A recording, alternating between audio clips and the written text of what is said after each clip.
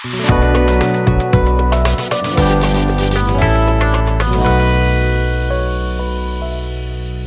Hello வணக்கம், வாங்க சமைக்கலாம்.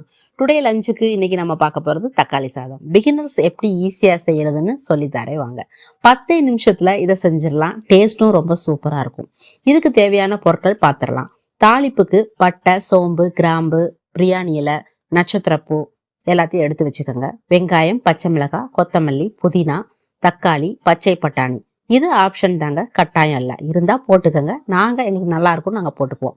அடுப்பில் குக்கரை வச்சு 4 ஸ்பூன் எண்ணெய் ஊற்றி கடுகு போட்டு தாளிப்பு பொருட்களை போட்டு நல்லா வதக்கிட்டு அப்புறம் வெங்காயம், பச்சை மிளகாய் போட்டு நல்லா வதக்கணும். கொஞ்சம் மஞ்சப்பொடியும் போட்டுக்கோங்க. அப்புறமா நறுக்கி வச்ச 6 தக்காளியை போட்டு கொஞ்சம் உப்பு போட்டு 10 நிமிஷம் நல்லா வதக்கி விடுங்க. அந்த தக்காளியில் இருக்கக்கூடிய தண்ணி எசன்ஸ் பூரா வெளியேறும். அப்போதாங்க நல்லா சூப்பராக இருக்கும். அப்புறமா மல்லி, புதினா போட்டு நல்லா வதக்குங்க. அப்புறம் பச்சை பட்டாணியை போட்டு நல்லா கிளறி விட்டு 1 செம்பு தண்ணி ஊற்றி 2 ஸ்பூன் தனி மிளகாய் பொடி போட்டுக்குங்க. நல்லா கிளறி விடுங்க. இன்னும் 1 செம்பு தண்ணி ஊற்றிட்டு 1.5 உலக்கு அரிசி போடுங்க. உங்களுக்கு 4 பேர்த்துக்கு வேணும் அப்படின்னா 1 உலகு போட்டுக்கலாம், அதாவது காப்பிடி அரிசி. அப்புறம் நல்லா கலக்கி விட்டு உப்பு சரியா இருக்கான்னு பார்த்துட்டு குக்கரை மூடி 2 விசில் விட்டு இறக்குனதும் பரிமாற வேண்டியதாங்க. அவ்வளவுதாங்க, சுவையான சூப்பரான தக்காளி ரைஸ் ரெடிங்க. இது போன்ற வெரைட்டி ரைஸ், குழம்பு வகைகள், வெயிட் லாஸ் ஜூஸ் வகைகளை பார்க்க நம்ம யூடியூப் சேனலை சப்ஸ்கிரைப் பண்ணி வச்சுக்கோங்க.